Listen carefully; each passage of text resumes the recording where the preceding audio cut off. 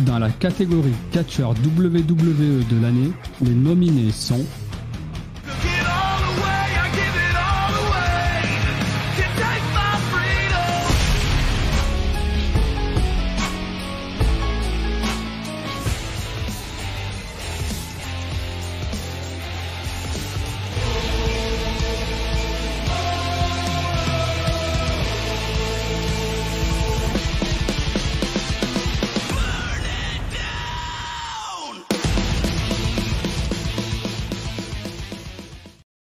On retrouve Cody Rhodes, il nous avait manqué. Il nous avait manqué. Catcheur de l'année, le top 10. Brock Lesnar, 1%. Est-ce que tu fais partie de ceux qui ont voté Brock Lesnar, Antoine? Non. Ah, oh. 9ème, Bobby Lashley, 1,1%. Ça se tient. 8ème, Matt Riddle, 1,1%. Ça se tient. 7ème, Austin Theory, 1,2%. 6ème, Gunther, 1,5%. 5ème, Drew McIntyre, 2,4%. Très peu. Et le top 4. À votre avis, qui va gagner? Et qui est le catcheur de l'année? Pour vous? Ben, je pense que c'est encore Roman Reigns, par défaut. Ok. Et pour toi? Ouais, il a été champion de l'année. Moi, je partirais sur Rollins parce que Reigns a été un champion hyper dominant, mais il a fait moins de matchs qu'en 2021. Il a été moins présent. Et que Rollins, sur toute l'année, que ce soit dans le ring ou en termes de storyline, etc., bah, le mec a été hyper régulier et a toujours été là, quoi. Donc, soit contre Riddle, contre Cody, moi, je mettrais Rollins en 1 quand même. Écoute, Reigns moi, je juste derrière en 2. Je te suis parce que pour moi, Seth Rollins, le gars, il a dû faire tellement de matchs cette année, il s'est pas arrêté. Et il a enchaîné semaine après semaine. Pour moi, un catcheur, on revient à Jake Cargill tout à l'heure, un catcheur doit un minimum catcher quand même. Sinon, c'est un peu une insulte à tous ceux qui se cassent le cul à faire tous les live events, tous les shows télé et tout, quoi.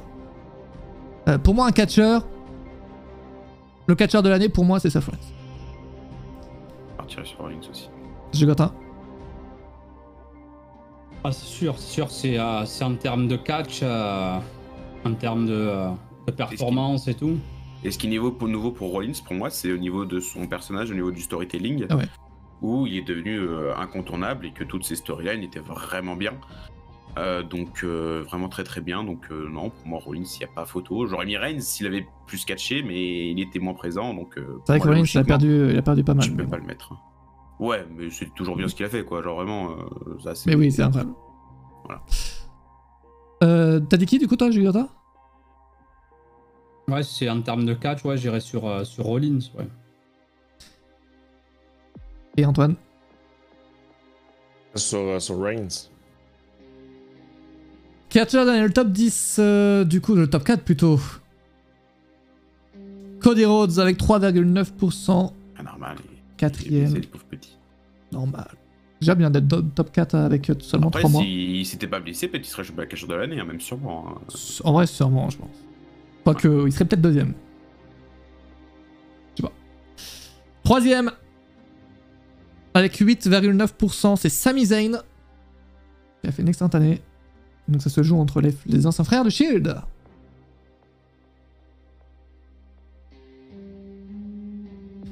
Avec 60,5% des voix, c'est...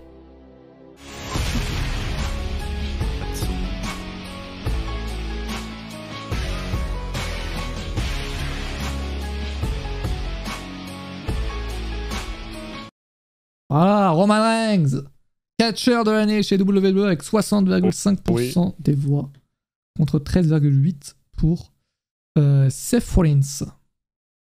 Je reprends comme si c'était un été, hein, les amis. Hein. Y'a pas de problème. Hein. Chez AEW. Chez AEW, le catcheur de l'année. Let's go. Dans la catégorie catcheur AEW de l'année, les nominés sont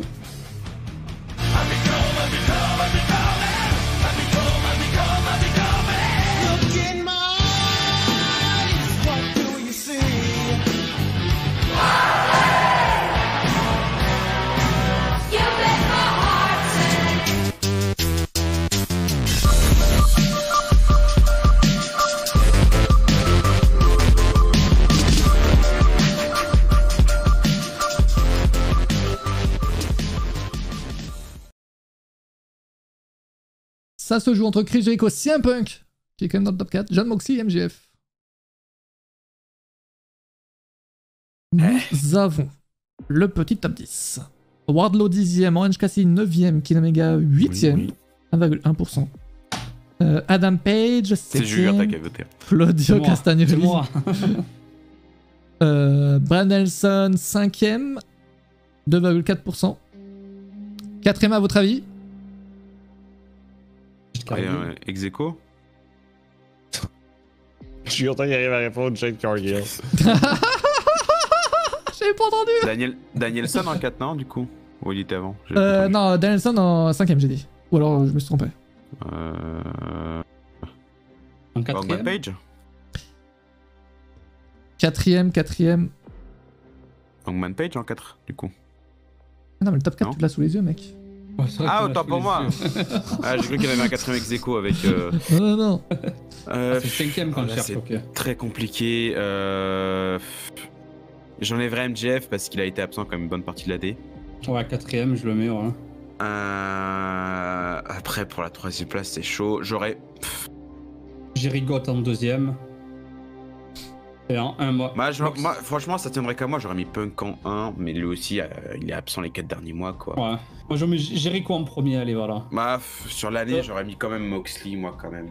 Parce que c'est régulier. Ah, quoique Jericho. Hein. C'est vrai qu'il y avait la JCW et tout en début d'année. Il a combattu énormément aussi hors AEW. Ouais. Après, là, on dit AEW, oui. Ouais. Mais ouais. Ça se joue entre Jericho et Moxley, c'est sûr. Ouais, moi J'espère. je mettrais Moxley quand même parce qu'il a été champion du monde, parce qu'il est pour des combats un peu plus marquants. Il Mais a Jericho, porté la fédération, ouais. Ouais. Après, ouais, bon, Punk, c'est chiant qu'il a rien fait depuis août, quoi. Donc, ouais, non, Moxley, moi, je mettrais quand même. Parce qu'il a toujours été là et que, bon, même quand ça partait en couille backstage, bah, c'est lui qui sauvait le navire un peu. Donc, bon, Ouais. pour moi, Moxley, quand même, tu le mets. Les amis, 4ème, nous avons CM Punk, 4,1%. 3ème, nous avons 4,8%. Nous avons Chris Jericho. Ok. Et qui en premier? Moxley. Allez. Ah, s'il vous plaît. Et Ouais, Jeff, il a tout pris hein, ce soir. Est-ce qu'il va Non. prendre le catcheur de l'année? Ah non, mais soyez, ça n'y dit rien. Moi, j'adore MJ, s'il vous plaît. Wild Thing. Le catcheur de l'année, chez W et Wild Thing. Merci.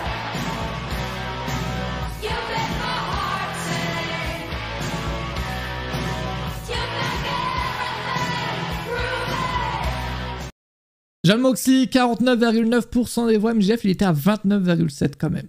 Quand même, ça se joue entre les deux. C'est pas mal.